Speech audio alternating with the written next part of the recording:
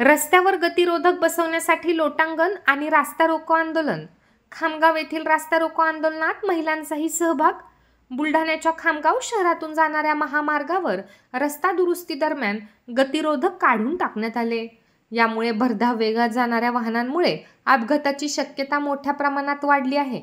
बाळापूर फैल परिसरात पुन्हा गतिरोधक बसवण्यात यावे यासाठी वारंवार निवेदन देण्यात आले, मात्र प्रशासनाकडून कुठलीच दखल घेतली जात नसल्याने आज दिलेल्या इशाऱ्यानुसार आज रास्ता रोको आणि रस्त्यावर लोटांगण आंदोलन करण्यात आले। रास्ता रोको आंदोलनात स्थानिक महिलांचाही सहभाग पाहायला मिळाला।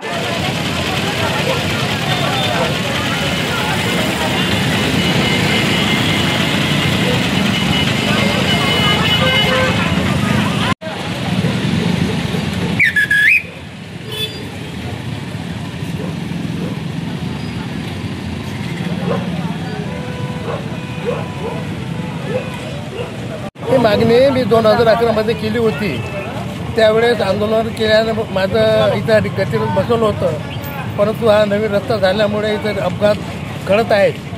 बरेच अपघात झालेले आहेत। त्यामुळे माझ्याकडे काही नागरिकांनी तक्रारी केल्या आणि त्या तक्रारीनुसार मी पत्रव्यवहार केला संबंधित अधिकाऱ्यांना आणि त्यांनी हे सूचित केलं की मी आता आंदोलन करणार।